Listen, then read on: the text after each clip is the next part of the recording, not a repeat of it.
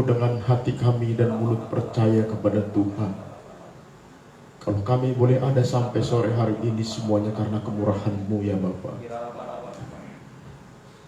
Begitu besar pengorbanan-Mu bagi kami ya Tuhan. Dan aku percaya rancangan Tuhan baik bagi kami adanya ya Bapa. Dan hari ini kami mengundang hadirat Tuhan memenuhi setiap hati kami. Bukakan hati kami ya Tuhan, biar setiap kami memiliki hati yang rela Engkau bentuk lewat firman-Mu ya Bapa. Sehingga setiap umat-Mu yang mendengarkan firman Tuhan di hari ini, hati mereka dipuaskan oleh Tuhan. Dan Engkau disenangkan lewat setiap hidup kami ya Bapa. Terima kasih Tuhan, terima kasih urapi setiap hamba-Mu. Semua irama melodi musik yang kami naikkan, suara yang kami naikkan, boleh menjadi persembahan yang kudus bagi Tuhan. Dan Engkau disukakan lewat penyembahan kami sore hari ini ya Tuhan. Terimalah penyembahan kami. Berkenanlah Tuhan di dalamnya. Dan hari ini saatnya isi kami dengan firman-Mu ya Bapa. Dalam nama Yesus Kristus kami siap mendengarkan firman-Mu. Haleluya. Amin. Amin. Silakan duduk Bapak Ibu Saudara yang diberkati oleh Tuhan. Shalom. Puji Tuhan, saya diberikan kesempatan di hari ini untuk 3 kali menyampaikan firman Tuhan. Mudah-mudahan saudara tidak bosan lihat saya. Amin.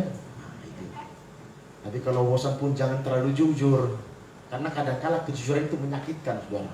Iya kan? Betul ya Bu ya? Iya kan? Kadang ada suami terlalu jujur sama suaminya. Mah, lebar kali badanmu mah, dia bilang kan.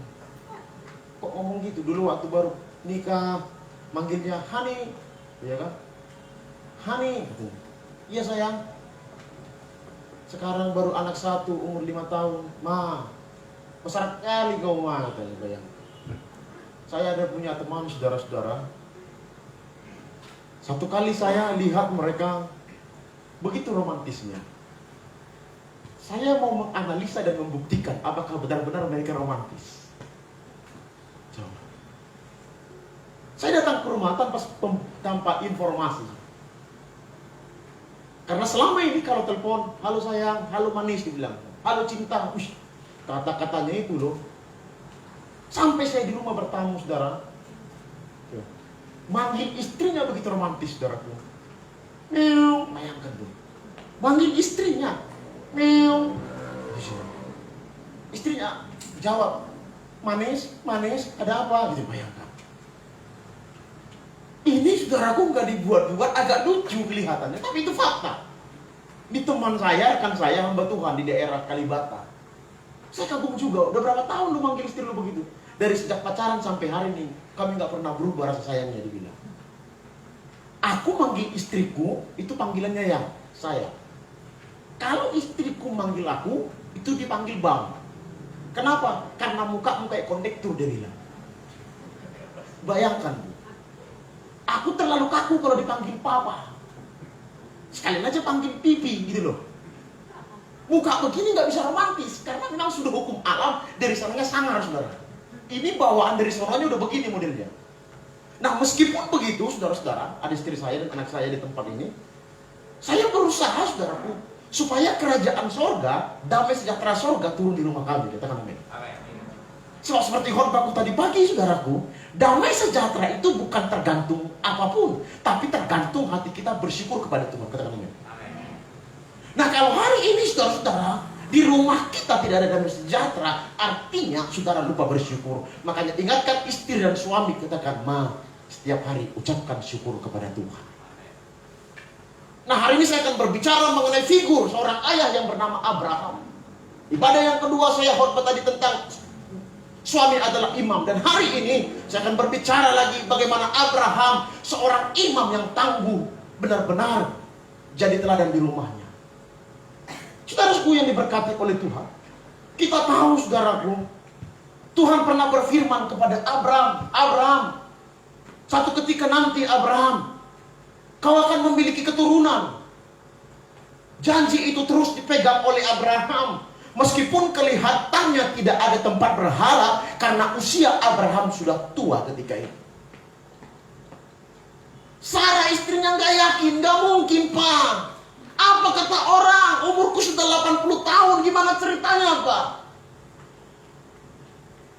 Sebabnya saudara-saudara, firman Tuhan, ketika kita masuk dalam persekutuan dengan Tuhan, firman Tuhan bukan apa kata pendeta, tapi saudara sendiri dan saya harus mengalami Tuhan setiap hari. Katakan amin. Kita buka firman Tuhan, saudaraku, dari Kejadian pasal 22, ayat yang pertama sampai ayat yang ke-8.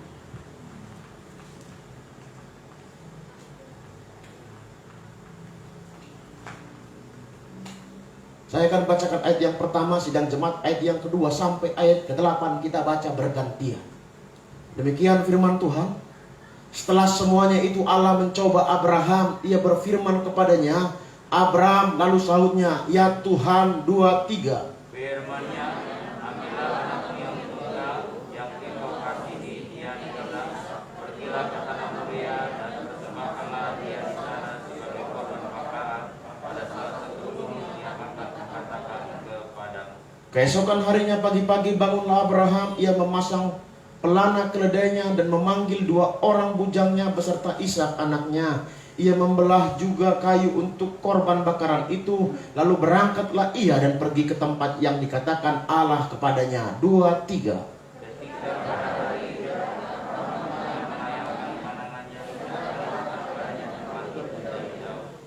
Kata Abraham kepada kedua bujangnya itu, tinggallah kamu di sini dengan keledai ini. Aku beserta anak ini akan pergi ke sana. Kami akan sembahyang. Sesudah itu kami kembali kepadamu. 2-3.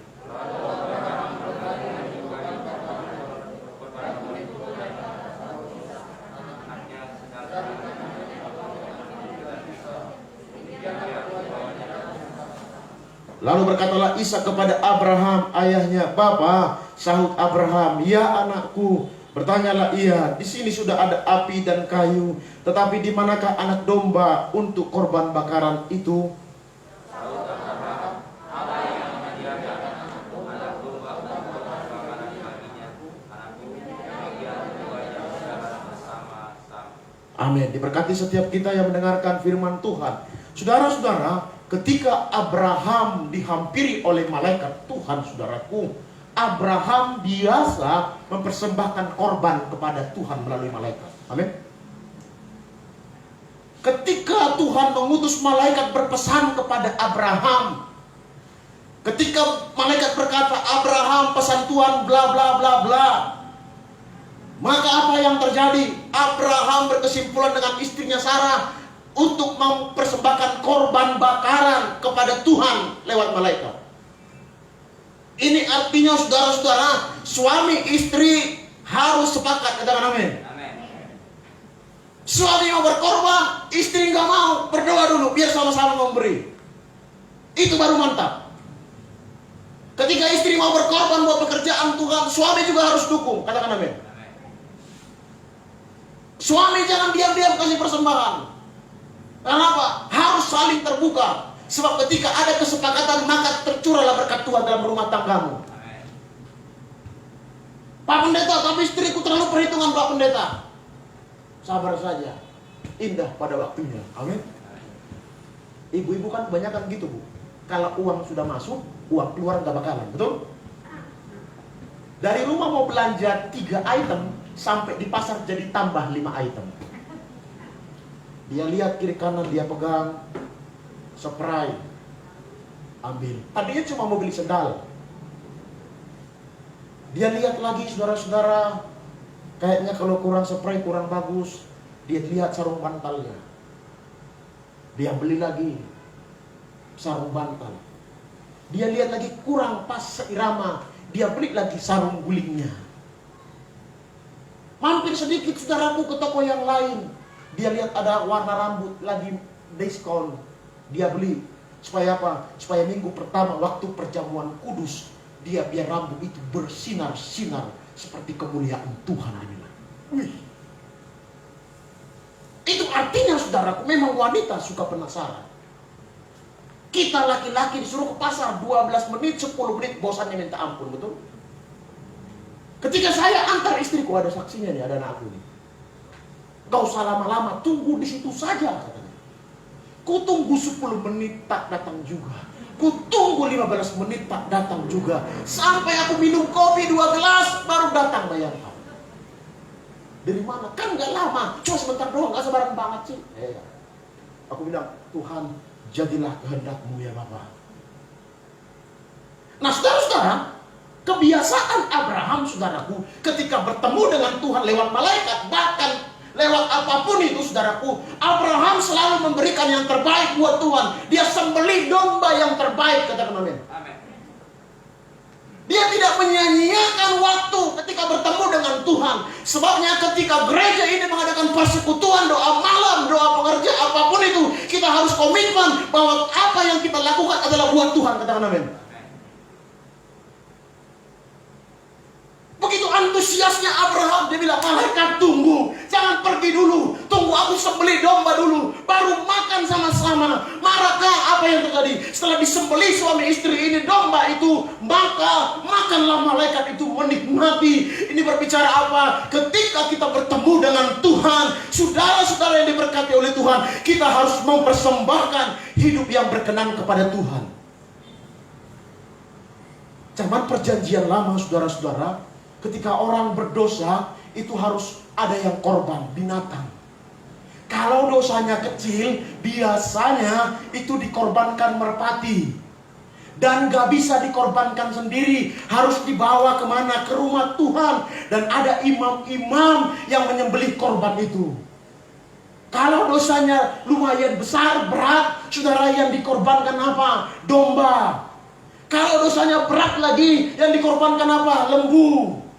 Dan itu pun kalau Tuhan mau menerimanya. Makanya ketika menghadap Tuhan minta ampun, saudaraku, zaman perjanjian lama kalau orang berdosa, saudara harus ada yang mendampingi imam. Maka di kaki sebelah kirinya harus ada kencringan-kencringan, ditaruh tali di luar, saudara-saudara. Jangan-jangan ketika nanti dia mempersembahkan korban, korbannya itu atau persembahan itu tidak diterima oleh Tuhan, saking banyaknya dosanya, maka orang itu bisa mati di tempat. Makanya Allah zaman PL dulu, saudaraku, itu Allah yang begitu konsisten dan begitu tegas.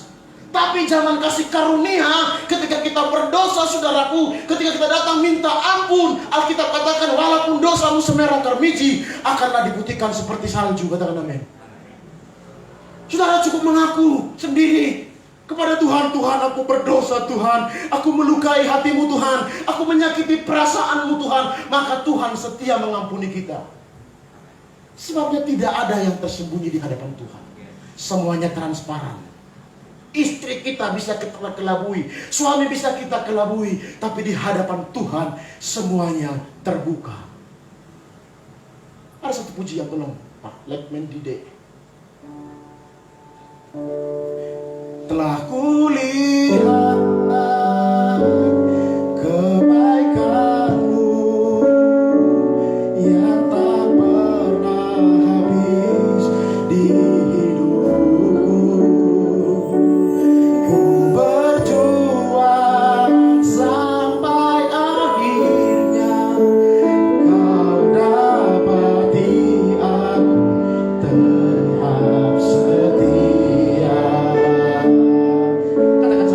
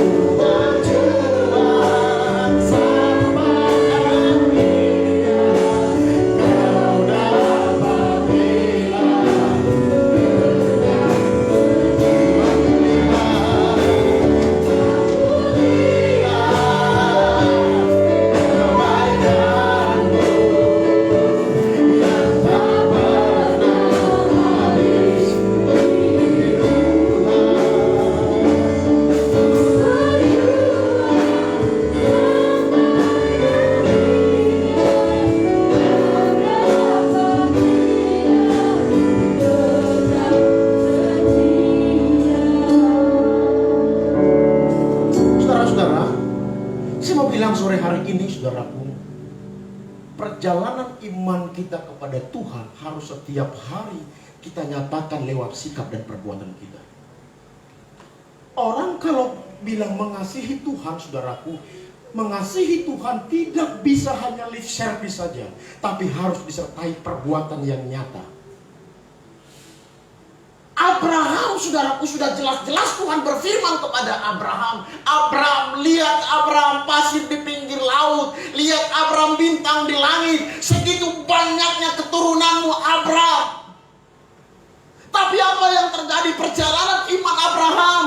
Sebelum Abraham berangkat dari Ur Kasdim, saudara-saudara, kita tahu, saudara-saudara, di Ur Kasdim Abraham sudah pada tingkat tinggi secara ekonomi, sudah sangat mapan. Dia seorang pengusaha yang sukses. Tetapi ketika Tuhan berkata, Abraham, tinggalkan Ur Kasdim, tinggalkan semua apa yang kau punya Abraham. Tapi apa yang terjadi? Abraham nurut saja apa kata Tuhan. Saudara-saudara, kita belajar dari sosok figur Bapak Abraham. Dia meninggalkan semua apa yang dia punya. Dia meninggalkan hartanya. Dia berjalan bersama dengan Tuhan tanpa tahu arah dan tujuannya. Tuhan berfirman, Abraham, kau akan memiliki keturunan seperti bintang di langit dan pasir di laut. Saudara-saudara, tapi setelah Tuhan berfirman demikian, Abraham masih menunggu lama janji Tuhan itu, saudaraku. Sampai umur 100 tahun. Tapi Alkitab mencatat Bapak Abraham konsisten pada Tuhan. Ketika Tuhan sudah berjanji, dia tidak akan pernah mengingkari. Katakan amin. Kita yang sering berjanji, tapi kita yang mengingkari. Kau yang berjanji, kau yang mengingkari, kata lagu mereka. Saudara-saudara yang diberkati oleh Tuhan, sampai pada saatnya Tuhan membuktikan sayangnya kepada Abraham. Alkitab katakan maka mengandunglah Sarah. Setelah itu apa yang terjadi? Maka melahirkanlah Sarah. Kembali di ayat 22 ini, saudaraku, yang diberkati oleh Tuhan. Apa yang terjadi? Pesan Tuhan kepada Abraham. Abraham sudah lama menunggu anak perjanjian itu yang bernama Ishak. Tapi Tuhan, saudaraku, susah ditebak oleh pikiran manusia. Tuhan berkata kepada Abraham, Abraham, persembahkan anakmu Ishak. Bagaimana sebagai seorang bapa? Pasti saya mau katakan, begitu hancurnya hati Abraham. Di antara kita yang punya anak, ketika anak kita demam 2 hari, kita begitu galau, betul? Kita nggak bisa tenang. Kita nggak mau tinggalkan anak itu. Kita mau anak itu kita dekat setiap hari. Jangan sampai Tuhan, anak ini kenapa-kenapa. Saking sayangnya kita sama anak itu, benar-benar kita protek anak itu. Jangan sampai panasnya membuat dia menjadi step atau panas tinggi. Tapi Abraham layak dikatakan bapak orang percaya. Sebab Alkitab katakan, meskipun tidak ada tempat berharap bagi Abraham, namun dia tetap berharap kepada Tuhan. Meskipun Abraham, saudara-saudara, harus diuji Tuhan kembali, kata firman Tuhan tadi, saudaraku. Apa yang terjadi? Tuhan menguji kesetiaan Abraham. Tuhan bilang, Abraham, korbankan Ishak. Abraham, korbankan anak kesayanganmu. Bayangkan, anak umur 1 sampai 5 tahun, saudaraku, itu masa lucu-lucunya, bayangkan. Masa lompat-lompatnya, Papa Abraham, Papa, Ishak anakku. Kenapa? Karena buah cintanya cuma 1 saja. Bahkan sudah lama ditunggunya. Sudah begitu lama Abraham menunggu. Tapi ketika Tuhan minta kepada Abraham supaya mengorbankan Ishak, Abraham dengan berat hati tentunya secara manusia. Tapi apa yang terjadi? Abraham lebih mengasihi Tuhan daripada anaknya Ishak. Kita baca, saudaraku, ayat yang kedua, ayat yang pertama dan kedua.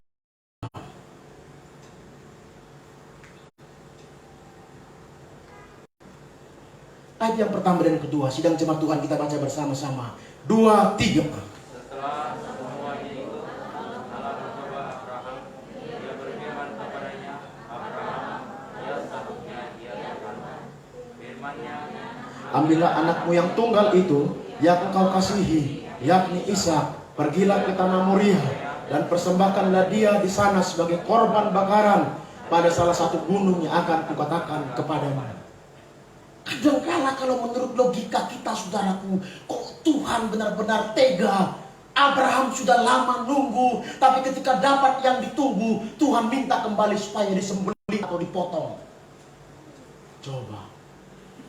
Saya percaya Abraham dan Ishak dan Sarah istrinya hancur hati ketika itu. Terkoyak-koyak hatinya. Benar-benar teriris hatinya. Mungkin istrinya bilang begini, kok tega ya Tuhan, kok begitu teganya. Dia beri tapi dia ambil kembali.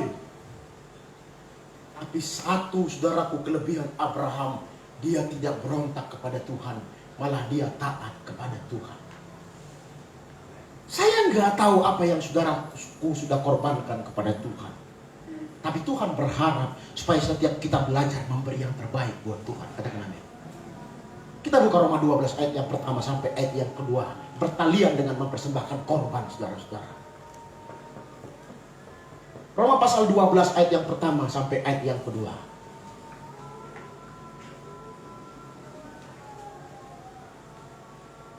Kita baca bersama-sama 2, 3. Karena itu saudara-saudara, demi kemurahan Allah, aku menasihatkan kamu supaya kamu mempersembahkan tubuhmu sebagai persembahan yang hidup, yang kudus dan yang berkenan kepada Allah. Itu adalah ibadahmu yang sejati.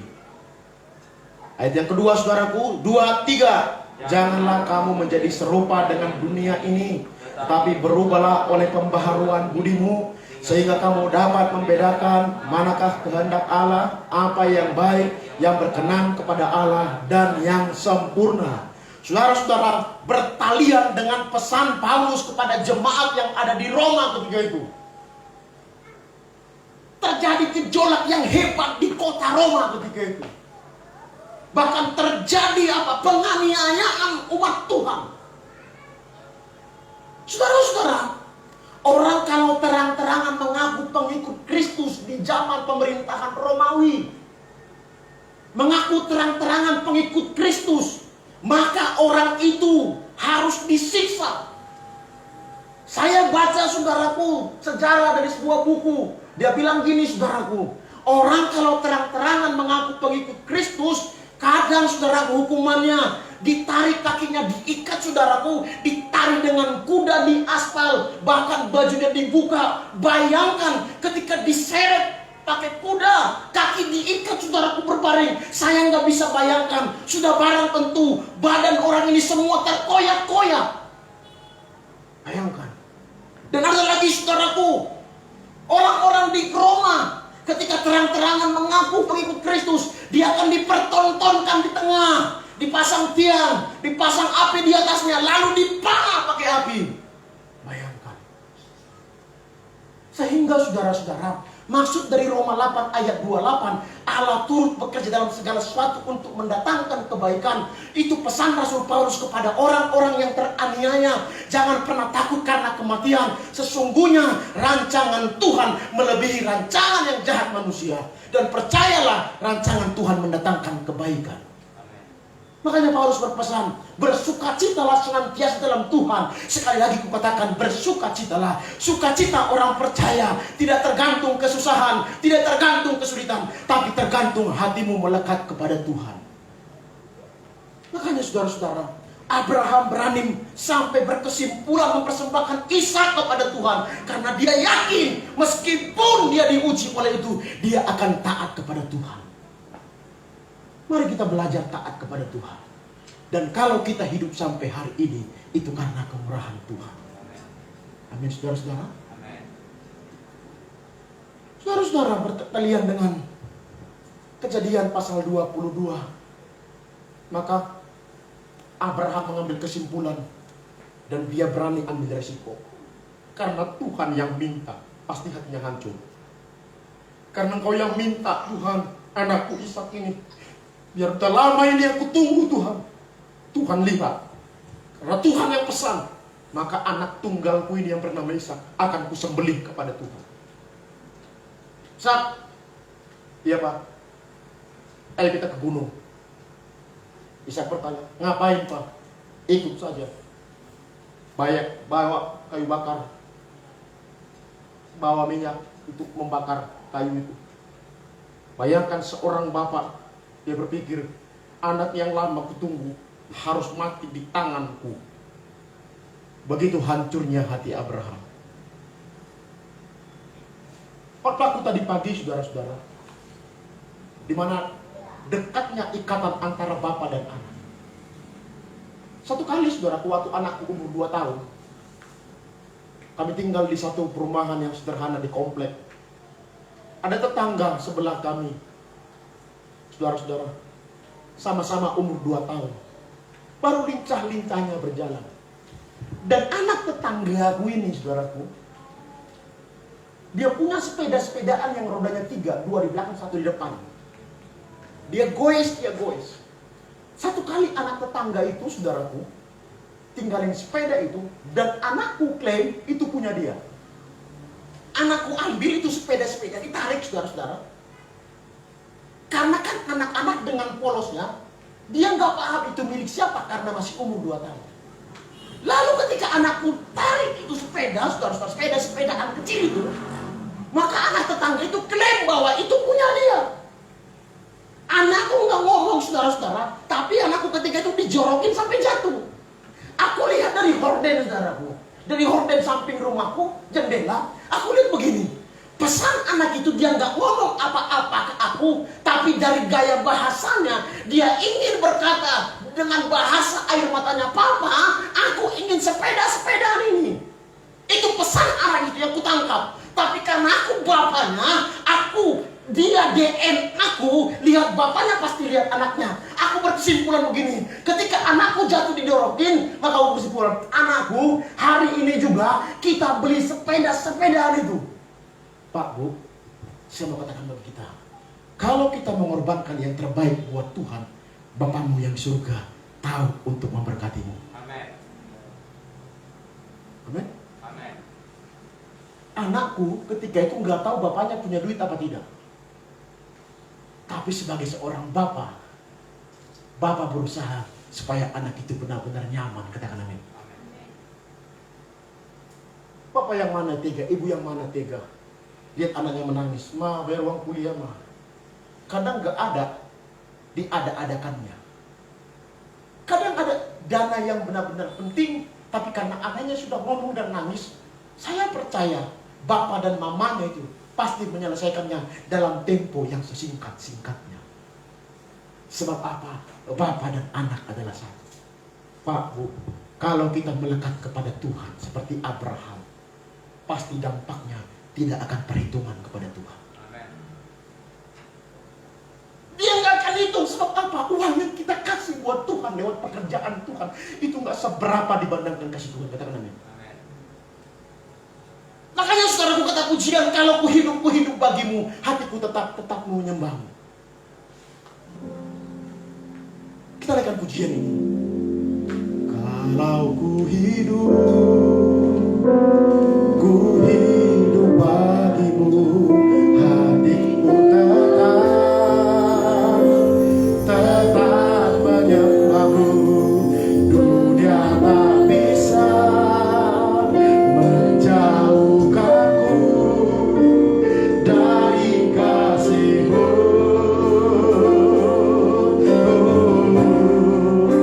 Selama ku hidup, ku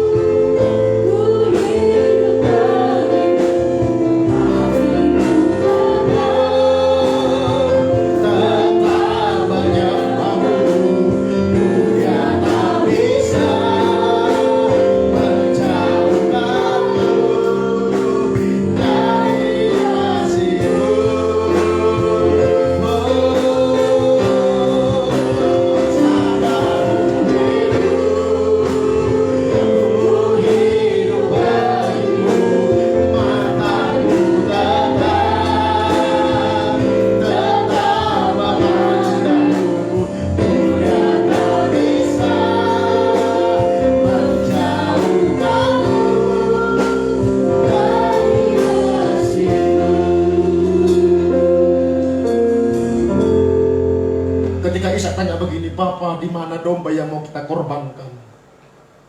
Begitu hancurnya hati Abraham. Tapi dia lebih memilih mengasihi Tuhan daripada anaknya yang bernama Ishak. Dia jawab dengan tegas. Di sana Tuhan menyediakannya. Amin. Kalau kita berkorban pada Tuhan, saudara jangan takut memberi buat Tuhan. Yes. Haleluya. Tuhan bilang, aku tahu memberikan yang terbaik buat anakku. Katakan amin. Amin. Parkir gereja kita harus selesai dalam waktu dekat. Katakan amin. Amin. Apakah orang yang menabur sedikit, menabur buat Tuhan akan menjadi miskin? Saya belum pernah melihat orang yang menabur buat Tuhan semakin miskin, tapi semakin diberkati oleh Tuhan. Amin. Haleluya. Buktikan saudara, makanya Tuhan harus kau alami setiap hari. Kita arahkan tangan kita ke sebelah kiri, kita berdoa buat parkiran cakep. Dalam hatiku, gereja ini pasti diberkati. Amin. Ketika jemaat diberkati rohaninya, maka gereja pun diberkati. Amin. Maka bukan satu lantai, kita bikin di atasnya, saudara. Katakan amin. Amin. Saudara, kalau buat proyek Tuhan, saudara nggak usah perhitungan, saudara-saudara. Bapa di surga tahu memberkati pekerjaanmu. Iya. Amin. Orang COVID sekarang susah, saudara. Pak Pendeta susah, COVID Pak Pendeta. Di suasana-suasana yang tersulit sekalipun, saudaraku, kita harus tetap menabur benih buat Tuhan. Haleluya. Maka apa yang terjadi? Abraham memilih taat kepada Tuhan. Anakku, percaya bahwa Tuhan menyediakannya. Amin. Menjawab itu hancur hati Abraham. Tapi dia lebih memilih bagian mengasihi Tuhan. Dia pegang tangan Ishak. Ayo anakku. Tuhan menyediakannya. Kadang-kala Tuhan mengizinkan kita melewati ujian, saudara-saudara. Saya nggak tahu apa. Tapi hari ini saya mau katakan. Semuanya pasti mendatangkan kebaikan. Haleluya. Sampai ke gunung. Ishak tanya lagi, Papa, di mana dombanya? Pasang tungkunya anakku, dipasang mesbah. Mulai dibikin kayu disusun, pasang batu di atas.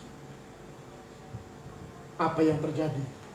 Ishak tanya lagi, di mana Pak dombanya? Saya pasti yakin hati Abraham meleleh, saudara-saudara, meleleh, hancur hatinya. Tapi dia nggak ikuti perasaannya, dia ikuti perasaan Tuhan. Maka ditangkap tangan anaknya Ishak, diangkat ke atas mesbah tadi, Nangisnya Ishak bikin hatinya hancur, betul? Bapak yang mana lihat tega anaknya ketika anaknya sakit? Bapak yang mana yang tega lihat anaknya sakit? Mungkin ada orang tua di tempat ini ketika anaknya demam tinggi, bajunya dibuka, baju anaknya dibuka, dipeluk. Katanya supaya demamnya pindah ke bapaknya. Saking sayangnya, betul? Dipeluk anak itu, didekat anak itu. Tapi Abraham memilih menyenangkan hati Tuhan daripada menyenangkan dirinya sendiri. Diambil belati, pisau, diangkat ke atas. Ketika dia mau tusuk itu leher Ishak, Tuhan bilang, Abraham, aku tahu ketulusanmu Abraham. Abraham melewati ujian itu. Saudara-saudara, saya nggak tahu ujian apa yang kau alami. Mungkin kita dulu susah, sekarang kaya. Tapi jangan lupa, Tuhanlah sumber berkat itu semuanya. Amin. Mungkin hari-hari ini saudara-saudara engkau melewati hari-hari yang tersulit secara keuangan. Pak, Bu, percayalah, Tuhan mengatur kehidupan keuanganmu. Amin.